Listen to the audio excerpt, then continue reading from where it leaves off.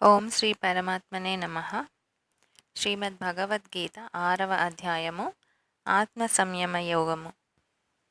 శ్రీకృష్ణ భగవానుడు పలికెను, కర్మఫలమును ఆశ్రయింపక కర్తవ్య కర్మలను ఆచరించువాడే నిజమైన సన్యాసి, నిజమైన యోగి. కానీ కేవలము అగ్నికార్యములను త్యజించినంత మాత్రమున సన్యాసియు కాడు. అట్లే కేవలము క్రియలను త్యజించినంత మాత్రమున యోగియూ కాడు.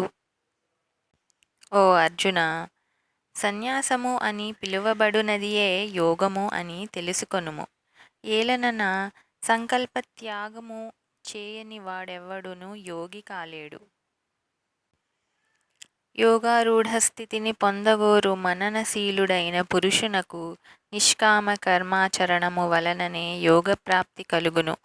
యోగారూఢుడైన పురుషునకు సర్వసంకల్ప రాహిత్యమే మోక్షప్రాప్తికి మూలము. ఇంద్రియ భోగములయందును కర్మలయందును ఆసక్తుడుగాక సర్వసంకల్పములను త్యజించిన పురుషుడు యోగారూఢుడని చెప్పబడును. మనుజులు ఈ సంసార సాగరము నుండి తమము తామే ఉద్ధరించుకొనవలెను. తమకు తామే అధోగతి పాలు కారాదు. ఏలనన లోకములో వాస్తవముగా తమకు తామే మిత్రులు, తమకు తామే శత్రువులు. మనస్సును, ఇంద్రియములను, శరీరమును జయించిన జీవుడు తనకు తానే మిత్రుడు. అట్లు జయింపని వాడు తనకు తానే శత్రువు.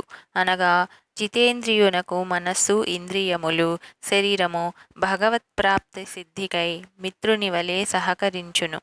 అట్లుగాక జితేంద్రియుడు కానివానికి మనస్సు, ఇంద్రియములు, శరీరము శత్రువుల వలె ప్రవర్తించి లక్ష్య సాధనకు అవరోధకములుగా నిలుచును.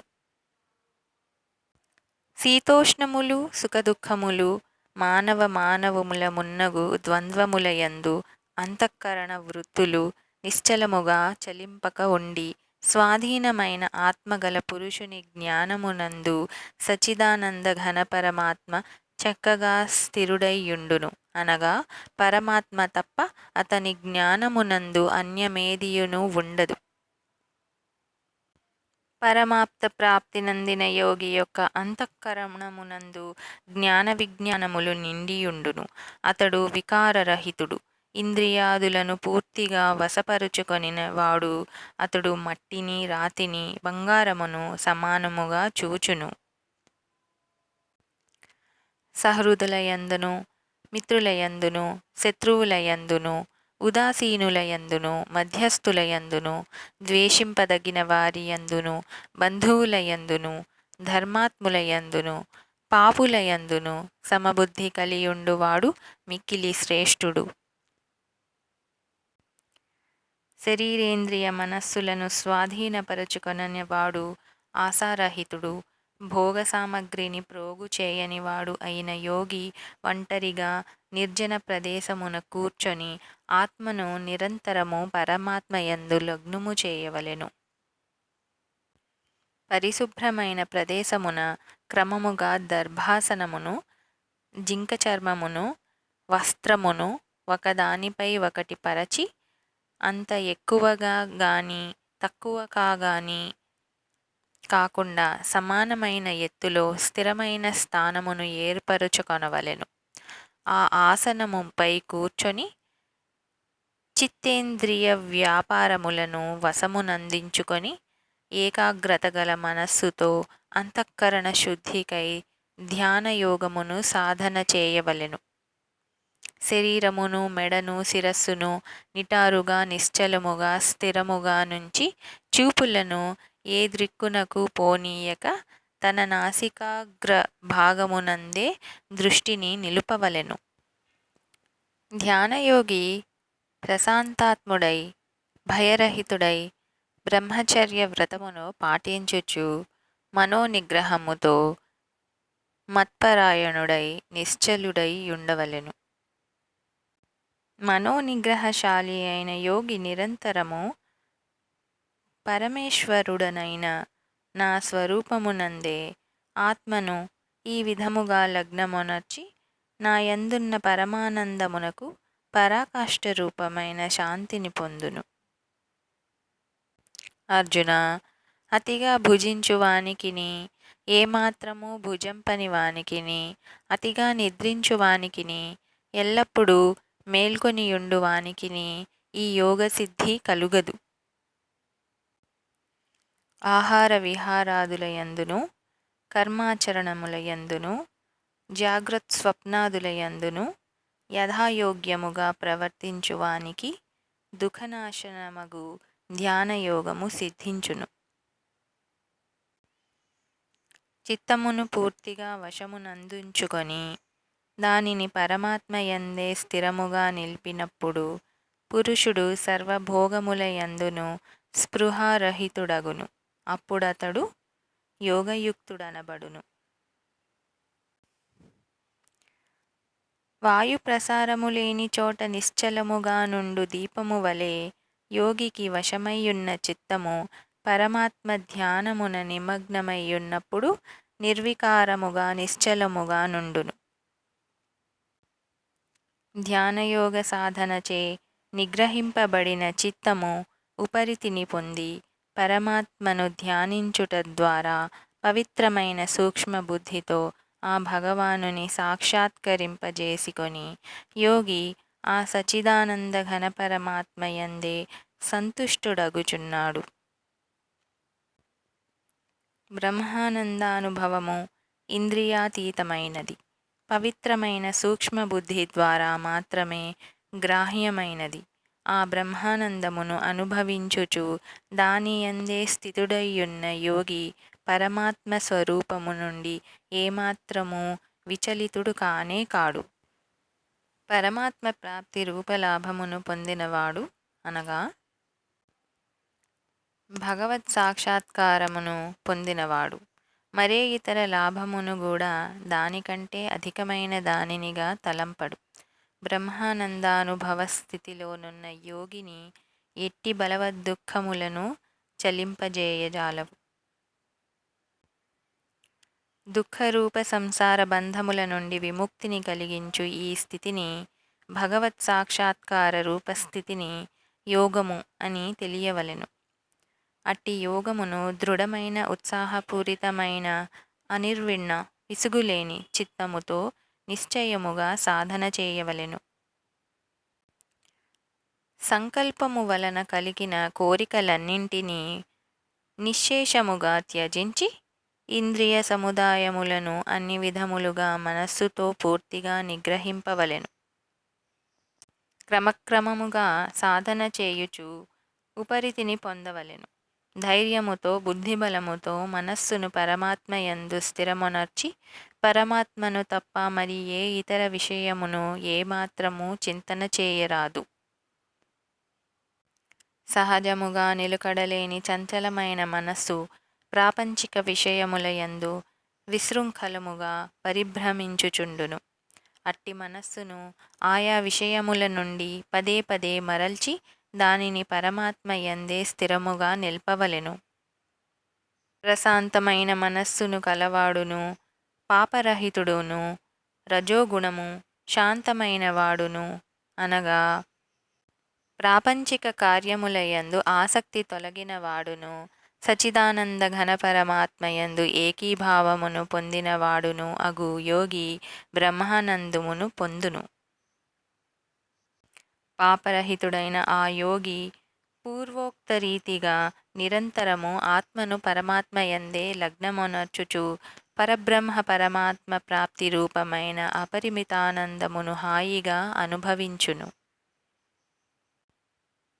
సర్వవ్యాప్తమైన అనంత చైతన్యమునందు ఏకీభావస్థితి రూపయోగయుక్తమైన ఆత్మగలవాడును, అంతటను అన్నింటినీ సమభావముతో చూచువాడును అగు యోగి తన ఆత్మను సర్వప్రాణులయందు స్థితమైయున్నట్లుగను ప్రాణులన్నింటినీ తన ఆత్మయందు కల్పితములగును భావించును.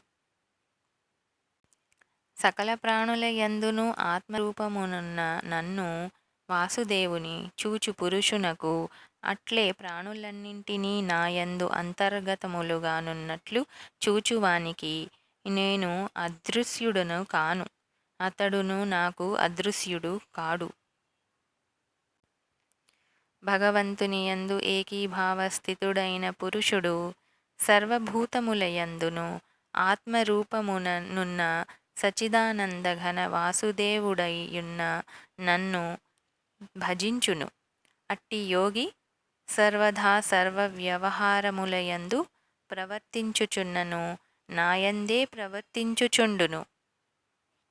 ఓ అర్జున, సర్వప్రాణులను తనవలే తనతో సమానముగా చూచువాడును సుఖమును గాని దుఃఖమును గాని సమముగా సమానముగా చూచువాడును. ఇతరుల సుఖదుఖములను తన సుఖదుఖములుగా భావించువాడును అయిన యోగి పరమశ్రేష్ఠుడు. అర్జునుడు పలికెను, ఓ మధుసూదన, సమభావమును గూర్చి నీవు చెప్పిన ఈ యోగము యొక్క స్థిరస్థితిని మనశ్చాంచల్య కారణమున తెలుసుకొనలేకున్నాను. ఓ కృష్ణ, ఈ మనస్సు మిక్కిలి చంచలమైనది, ప్రమథనశీలమైనది, బాగుగా మధించు స్వభావము గలది, దృఢమైనది, మిక్కిలి బలీయమైనది కనుక దానిని నిగ్రహించుట గాలిని ఆపుటను వలె మిక్కిలి దుష్కరమని భావింతును. శ్రీ భగవానుడు పలికెను, హే మహాబాహో, నిస్సందేహముగా మనస్సు చంచలమైనదే, దానిని వశపరుచుకొనుట మిక్కిలి కష్టము. కానీ కౌంతేయ, అభ్యాస వైరాగ్యముల ద్వారా దానిని వశపరుచుకొనుట సాధ్యమే. మనస్సును వశపరుచుకొనని పురుషునకు యోగసిద్ధి కలుగుట కష్టము. కానీ మనస్సు వశమునందున్న ప్రయత్నశీలుడైన పురుషుడు సాధన ద్వారా సహజముగా యోగసిద్ధిని పొందుట సాధ్యమే అని నా అభిప్రాయము. అర్జునుడు పలికెను, ఓ కృష్ణ, యోగమునందు శ్రద్ధాధరములతో యోగసాధన చేయుచు మనస్సు వశమునందుండని కారణమున అవసాన దశలో మనస్సు చలించి యోగసిద్ధిని పొందకయే మరణించిన సాధకుని గతి ఏమగును? హే మహాబాహో, అతడు యోగభ్రష్టుడు, భగవత్ప్రాప్తి మార్గము నుండి జారినవాడై, ఆశ్రయరహితుడై, ఆలంబనము లేనివాడై, ఉభయభ్రష్టుడై, చిన్నాభిన్నమైన మేఘము వలె అధోగతి పాలు కాడు గదా. ఓ కృష్ణ, ఈ నా సందేహమును పూర్తిగా నివృత్తి చేయుట నీకే చెల్లును. ఏలనన ఈ సందేహమును తొలగించుట నీకు తప్ప మరెవ్వరికిని శక్యము కాదు.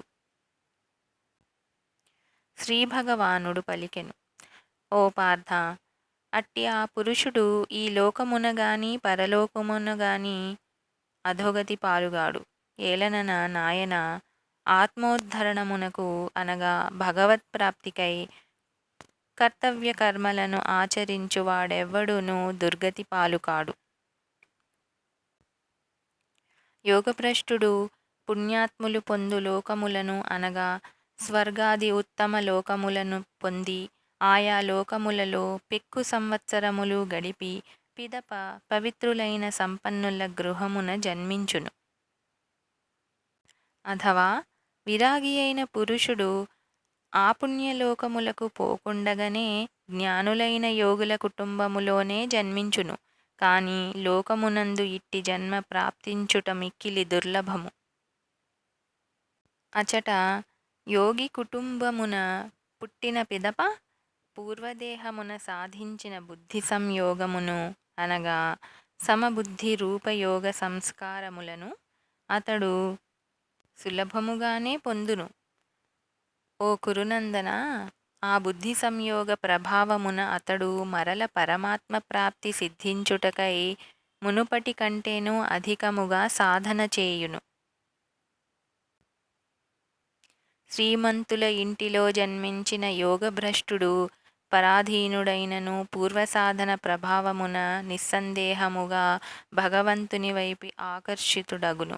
అట్లే సమబుద్ధి రూపయోగ జిజ్ఞాసువు కూడా వేదములలో తేల్పబడిన సకామ కర్మల ఫలమును అధిగమించును. కానీ ప్రయత్నపూర్వకముగా యోగ సాధన చేయు యోగి అనేక జన్మల సంస్కారముల ప్రభావమున ఈ జన్మయందే సిద్ధిని పొంది సంపూర్ణముగా పాపరహితుడై తక్షణమే పరమపదమును పొందును.